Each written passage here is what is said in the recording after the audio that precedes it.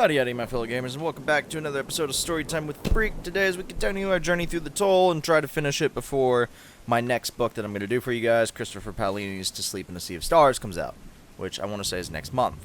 So, unfortunately, today is going to be a shorter episode. We're just going to do one chapter because, as you can see, I'm kind of getting ready for work. I got to be there in an hour. But I was like, let's get an episode out for them. It's been like a week. I'm trying to do better about this. So, without further ado, here is The Toll.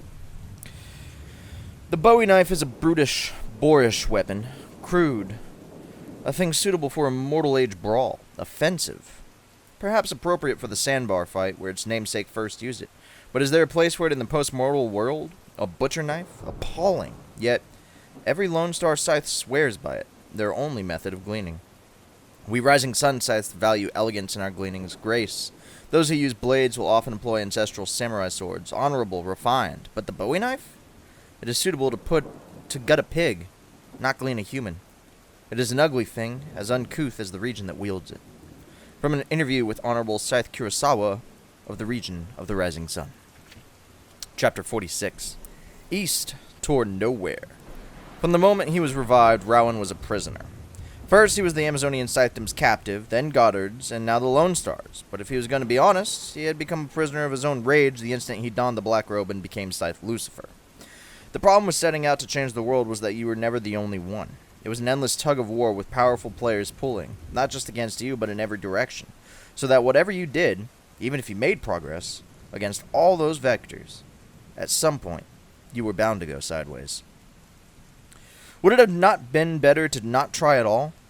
He didn't know. Scythe Faraday did not approve of Rowan's methods, but he hadn't stopped him either, so even the wisest person Rowan knew was steeped in ambivalence. All Rowan could say for sure was that his time pulling relentlessly on that rope was over. And yet here he was in the region of the Rising Sun with his eyes on yet another scythe ready to end his existence. There was an odd justice to it, not so much live by the blade, die by the blade. It was more becoming the blade and losing oneself. Scythe Faraday had once told him in Citra that they were called scythes rather than reapers. Because they were not the ones who killed, they were merely the tool that society used to bring fair-handed death to the world. But once you're the weapon, you're nothing more than a tool for someone else to wield. The hand of society was one thing, but the hand wielding him now was that of the Lone Star Scythe. He supposed now that he was out of their grasp that he could disappear. But what would become of his family then? Did he trust Coleman and Travis and the rest of the Lone Star Scythes to keep their promise and protect them, even if he went AWOL? If there was one thing Rowan had learned, it was that no one could be trusted to stay true. Ideals eroded, virtue tarnished, and even the high road had dimly lit detours. He had set out to be the judge and jury, the consequence for those who knew no consequence, and now he was nothing more than an assassin. If this was what his life was to be, then he would somehow learn to make peace with it, and if so, he hoped Citra would never find out. He had managed to see some of her broadcasts and knew she was out there doing good in the world, revealing Goddard for the monster he truly was. Whether it brought Goddard down yet was to be seen, but at least she was fighting the good fight, which was more than Rowan could say about his current ignoble mission. A part of him, that childish part that struggled for breath beneath the crushing weight of Scythe Lucifer, still dreamed that he and Citra could magically be millions of miles away from all this. Rowan hoped that voice would die soon.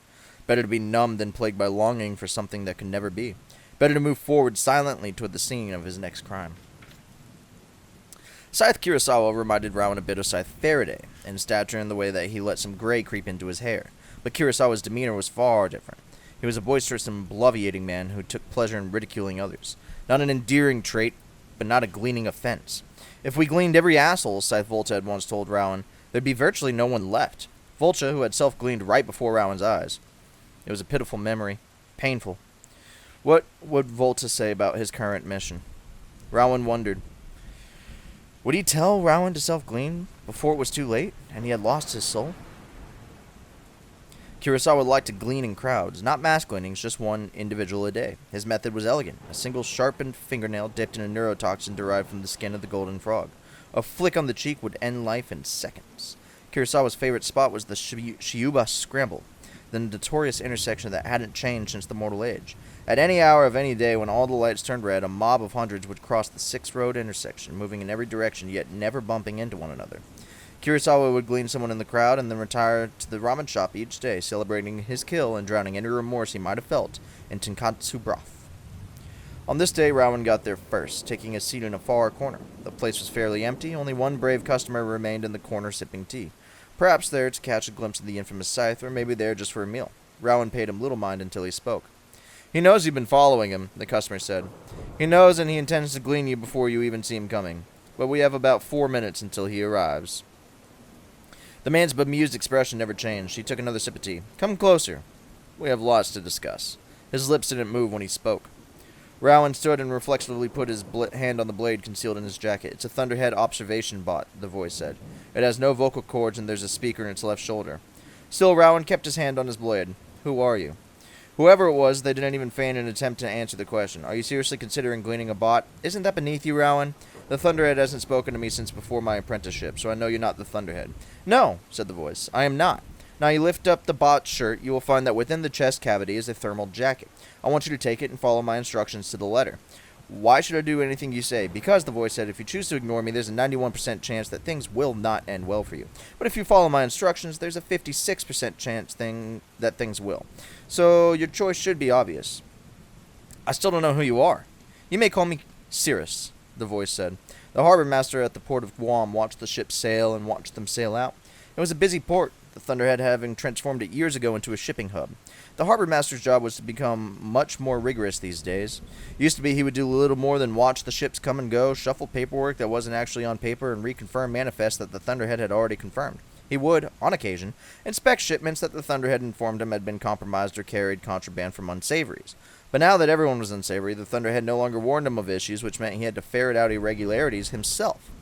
That required unannounced inspections and keeping a keen eye out for suspicious behavior on the docks. It made the job a bit more interesting, but he longed to be reassigned to a mainland port.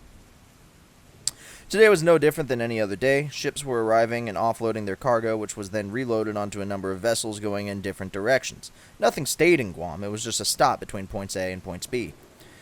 Today's object of interest was an unremarkable cargo ship being loaded with biological perishable containers from all over the world. This was not unusual. The category included all nature of foodstuffs, livestock, and induced hibernation, and species being relocated for their own protection.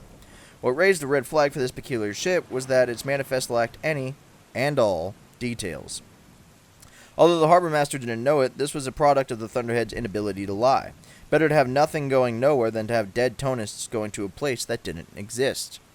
He approached the ship as the last of the containers were being lifted into place, with a few peace officers in tow in case he needed backup brawn. He boarded by the stern ramp and made his way to the bridge, stopping as soon as he heard voices. He motioned to the peace officers to stay back. He would call them if needed. And he ventured forward, peering around a corner, eavesdropping on the conversation. There were 5 of them, all dressed in ordinary enough clothes, but there was something awkward about them, something uneasy, a clear sign that they were up to no good. There was a thin young man who appeared to be in charge, and one of the women seemed familiar somehow, but it must have been his imagination. The harbor master stepped in and cleared his throat, making his presence known. The thin one quickly stood. "Can I help you?" "Routine check," said the harbor master, showing them his credentials. "There are some irregularities on your paperwork." "What sort of irregularities?" "Well, for one," said the harbor master, "you're missing a destination." They looked to one another. The harbor master couldn't help but notice that one of the women, the one who had something familiar about her, was averting her gaze, and one of the others had stepped in front of her, blocking the harbor master's view.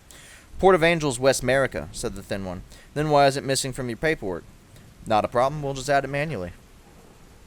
"And the nature of your cargo is unclear." "It's of a personal nature," he said. "As harbor master, isn't it your job to send us on your way and not pry into our business?" The harbor master stiffened. There was something increasingly unsettling about this. It reeked of an unsavory hack into the database. The harbor master dropped all pretenses. "Either you tell me what you're really up to, or I'll hand you over to the peace officers waiting just outside that door." The thin one was about to speak again, but one of the others stood up. A bigger man. Bit more intimidating. "This is scythe business," he said, and flashed his ring. The harbor master drew a quick breath. He had never considered that this might be a scythe operation, but if so, then why was the scythe not in his robe? And why were they using a Thunderhead transport ship? There was something very fishy here. The big one must have read the doubt on his face because he advanced on the harbor master with the clear intent to glean. But before he could, the familiar woman stopped him. "No," she said. "No one's dying today. There's enough of that already." The large one looked annoyed but retreated. And that's when the young woman took her own ring out of a pocket and slipped it on her finger. It only took a moment to recognize her in context. This was Scythe Anastasia. Of course, it made sense now. Considering the nature of her broadcast, he could understand why she would travel incognito. "Forgive me, Your Honor. I had no idea it was you. You're on nerves, corrected the other Scythe, miffed at being ignored. Scythe Anastasia extended her hand. Kiss my ring, she said. I'll give you immunity in exchange for your silence. He did not hesitate. He knelt, and he kissed her ring so hard it hurt his lips. Now you will let us go without any further questions, she said. Yes, Your Honor. Your honors. The harbor master went back to his office, which had a view of the entire port, and watched as their ship sailed out of the bay. He marveled at the unexpected moment. He had actually spoken to Scythe Anastasia. Even more than that, he had kissed her ring. It was really a shame that all she had to offer was immunity, which was, of course, wonderful, but fell short of what he truly wanted. So once the ship was out of port, he triggered the tracking beacon he had attached to the hull and put it in a call to the North American Scythedom. Because while immunity was nice, even better would be Overblade Goddard making him harbor master at one big North American port. Not too much to ask in return for putting Scythe Anastasia right into the Overblade's hands. The container ship sailed east, leaving Guam and the duplicitous harbor master on the distant horizon. East toward nowhere, according to the maps. If we stay on this course, our next landfall will be Valparaiso in the Chile Argentine region, halfway around the world, Jerry pointed out. That makes no sense. The Thunderhead had been silent for most of the day after relinquishing Jerry's body. Grayson didn't initiate any conversation either. He simply didn't know where to begin. What do you say to a man-made meta being found the greatest joy of existence to feel your cheek? And what would you say to the next morning when he rolled over to look into its ever-wakeful eye? Jerry, who remembered it all now, was still grappling with being a temporary vessel for the Thunderhead's consciousness. I've experienced many things, Jerry said, but nothing as strange as that. The Thunderhead, perhaps as an apology, had gifted Jerry with a glimpse into its own mind and heart, but that just seemed to make it worse. It left me feeling grateful, Jerry told Grayson. I don't want to feel grateful. It used me. I want to be angry. Grayson found he couldn't defend the Thunderhead's actions, but he couldn't entirely condemn them either, because the Thunderhead always did precisely what needed to be done. He knew that torn feeling was just a fraction of what Jerry felt. It was just before nightfall when the Thunderhead finally spoke to Grayson again. Awkwardness is counterproductive, he said. Therefore, we must dispense with it. But I do hope you found your encounter on deck to be as positive an experience as I did. It was good to see you happy, he told it, which was very much true. And the next morning when Grayson awoke and looked up at the Thunderhead's camera, he wished it a good morning as he always did, although it didn't feel quite the same. Now Grayson knew beyond the shadow of any doubt that there was nothing artificial about the Thunderhead anymore. It had achieved consciousness long ago, but now it had achieved true authenticity. It was Pagalamen's beauty come to life. It was Pinocchio made real. And even unsettled, Grayson marveled how such humble fantasies echoed through that which was true. And that is the end of chapter 46. Thank you all so much for watching. I will do my best to get like 47, 48 out for you soon, but I have got to get to work. So, speaking of work, our daily topic in the comments below will be, what do you all do for a living? You know, do you work from home? I know a lot of us are probably unemployed right now because of coronavirus. We're still only open to like half capacity. I'm a server. But let me know down in the comments below. Feel free to pick up a Storytime with Freak t-shirt from our merch store or join the Patreon for as low as $1 a month. Thank you all so much for your support as this channel continues to grow. And as always...